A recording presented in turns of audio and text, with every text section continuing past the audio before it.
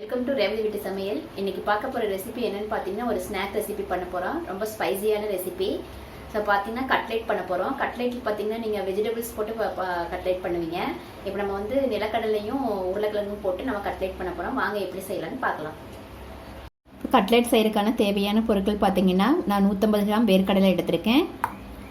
வேர்க்கடலை பார்த்தீங்கன்னா அவிக்கணும். தண்ணியில் போட்டு அவிச்சிருங்க. உருளைக்கிழங்கு வந்து பாயில் பண்ணி வச்சுருக்கேன். 5-6 விசில் விட்டு நம்ம மேஷ் பண்ணிக்கலாம். பச்சரிசி மாவு 2 ஸ்பூன் எடுத்திருக்கேன். 2 பெரிய வெங்காயம் எடுத்திருக்கேன். கொத்தமல்லி தழை கொஞ்சம், கருவேப்பிலை கொஞ்சம், 2 பச்சை மிளகாய் நைஸாக கீறி வச்சுருக்கேன். கரம் மசாலா 1/2 ஸ்பூன், மிளகாத்தூள் 1/2 ஸ்பூன், மஞ்சத்தூள் 1/2 ஸ்பூன். இப்போ வாங்க எப்படி செய்யலான்னு பார்க்கலாம். வேர்க்கடலையை நம்ம வந்து வேக வச்சு எடுத்துக்கலாம்.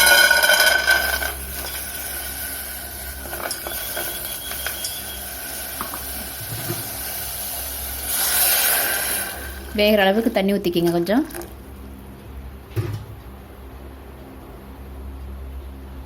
கடல வேகிற கொஞ்சமாக உப்பு சேர்த்துக்குங்க.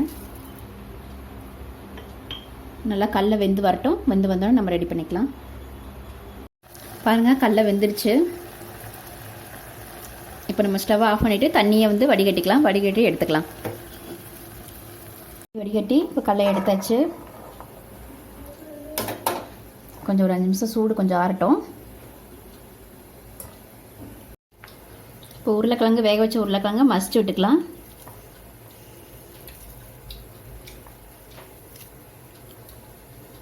உருளைக்கிழங்கு போட்டிங்கன்னா நல்லா டேஸ்ட்டாக இருக்கும்.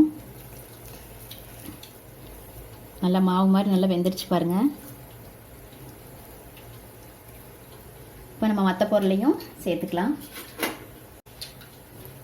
1/2 ஸ்பூன் மிளகாத்தூள், 1/2 ஸ்பூன் கரம் மசாலா,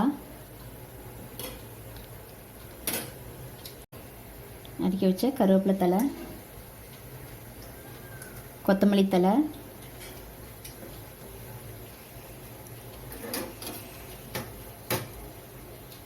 பச்சை மிளகா,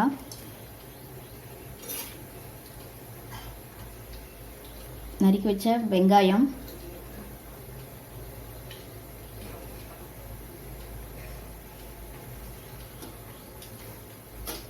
அரை ஸ்பூன் மஞ்சத்தூள், பச்சரிசி மாவு எடுத்துருக்கேன் இல்லையா, அதையும் ஆட் பண்ணிக்கோங்க. கட்லெட்டுக்கு தேவையான உப்பு, கொஞ்சமாக தண்ணி ஊற்றிக்கிங்க. நல்லா கலந்து விட்டுட்டு நல்லா பிணைஞ்சிக்குங்க. நம்ம உருண்டையாக பண்ணணும் இல்லையா, நல்லா கலந்து விட்டுட்டு நல்லா பிணைஞ்சிக்குங்க.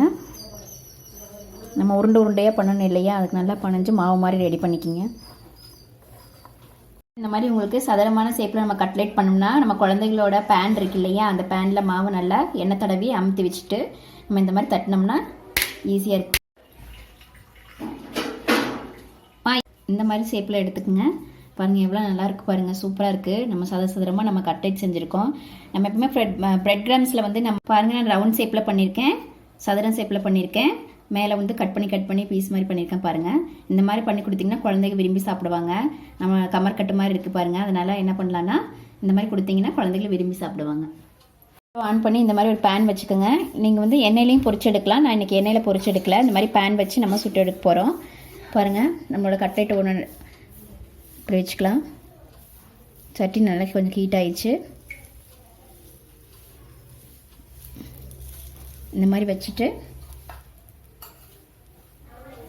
எண்ணெய் கொஞ்சம் சேர்த்துக்குங்க. கொஞ்சம் ஒரு மீடியம் ஃப்ளேம்லேயே இருக்கட்டும். நல்லா எல்லா கட்லெட்லேயும் எண்ணெய் படுற மாதிரி இந்த மாதிரி ஊற்றிக்கிங்க. ஊற்றிட்டு கொஞ்சம் வேகட்டும்.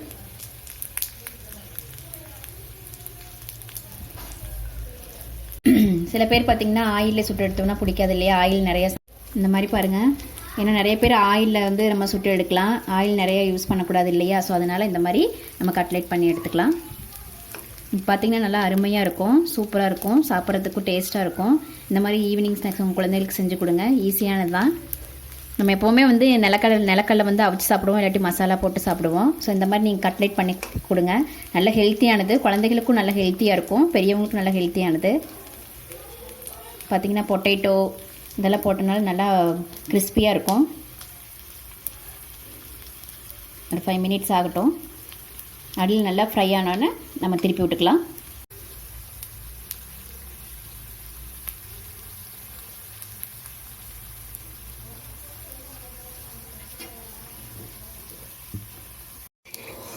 பாருங்கள், ஒரு பக்கம் வெந்துருச்சு. நம்ம ரெண்டாவது பக்கம் திருப்பி விட்டுக்கலாம். நல்லா கிறிஸ்பியாக இருக்குது பாருங்கள்.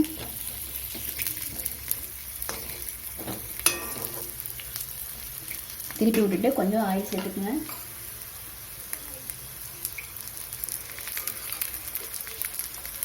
ரெண்டு சைடு நல்லா வெந்து வந்தோன்னே நம்ம எடுத்துக்கலாம். நம்மளோட கட்லெட் ரெடி ஆயிடுச்சு பாருங்கள். நல்லா சூப்பராக அருமையாக ஒரு கிறிஸ்பியான கட்லெட் ரெடி ஆயிடுச்சு பாருங்கள். நம்மளோட கட்லெட் ரெடி ஆயிடுச்சு. நிலக்கடலை நம்ம பச்சரிசி மாவு கட்லெட் ரெடி ஆயிடுச்சு. நல்லா பாருங்கள், உள்ளே நல்லா 2 பக்கம் நல்லா வெந்திருக்கு, கிறிஸ்பினஸாக இருக்குது. நீங்களும் உங்கள் வீட்டில் இந்த மாதிரி ட்ரை பண்ணி பாருங்கள். ட்ரை பண்ணி பார்த்துட்டு கமெண்ட் பாக்ஸில் கமெண்ட் பண்ணுங்கள், ஷேர் பண்ணுங்கள், சப்ஸ்கிரைப் பண்ணுங்கள். Thank you so much.